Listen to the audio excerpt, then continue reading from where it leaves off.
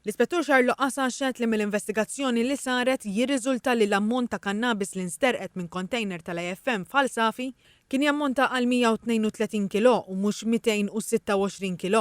L-Ispettur Qasa kien qed jixhed fil-kumpilazzjoni tax-xhieda fil-konfront ta' 6 persuni akkużati fost oħrajn b'serq u traffikar ta' droga u mal-koll qed iwieġbu mhux ħatja. Quddiem il-Maġistrat Elaine Rizzo, l-Ispettur Mark Anthony Merċieqa spjega li d-droga li kienet waslet Malta mill-Marok f'Ġunju li għadda kellha tinqered fl-inċineratur. Jirriżulta li żviluppaw ħsarat fl-inċineratur waqt li droga bdiet tinħaraq u għalhekk ġie deċiż li droga kellha terġa' tinħażen fil-kontejner ta' dwana fil-Port Ħieles. Xed li ftit ġimgħat ilu ingħatat direzzjoni li dan il-kontejner kellu jkun fil-kustodja tal-AFM u fil-fatt ġie eskortat b'karozza tal-Pulizija lejn il-Barracks tal-AFM f'Ħalsafi. L-Ispettur Merċieqa kompla jgħid li wara li ġiet irrappurtata s-serqa u skattat l-investigazzjoni, il-Pulizija sabu toqba fil-fens tal-ħadid fil-Barracks ta' Ħalsafi, diversi loqom ta' sigaretti u żewġ torċijiet. Fuq dawn it-torċijiet instabet id-DNA ta' Josef Esesi u Carlos Spaċ.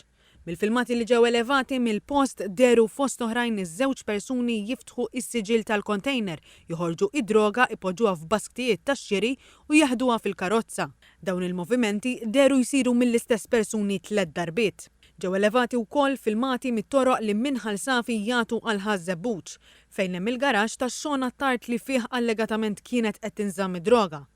F'dawn il-filmati deru żewġ vetturi, waħda griża li ntużat fis-serqa u oħra sewda li mal-intemmet is-serqa u titi triq lil karozza l-oħra sal-garaxx ta' Qattart f'Ħażebbuġ.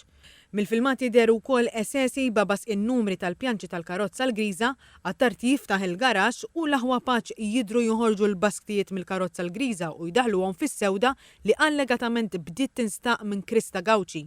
Dwar Liam Stewart, l-Ispettur Jeffrey Scicluna xed li fit-tfittxijiet li saru fir-residenza tiegħu instabu taħlita ta' sustanzi fosthom buds tal-kannabis u trab abjad. Irriżultaw wkoll li kellu żewġ blokok reżina tal-kannabis. Il-pakkett kien jaqbel ma' dawk li nsterqu. F'kamra oħra fuq il-bejt instabu wkoll 3 blokok simili għal dawk li nstabu isfel, inkluż ma' 6,000 euro fi flus kontanti.